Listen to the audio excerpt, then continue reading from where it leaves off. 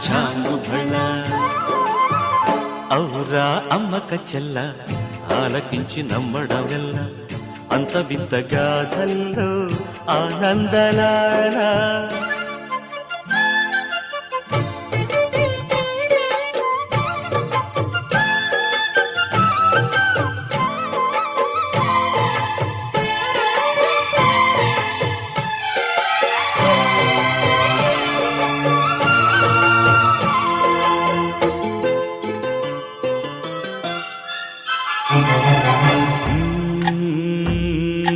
నల్లరాతి కండలతో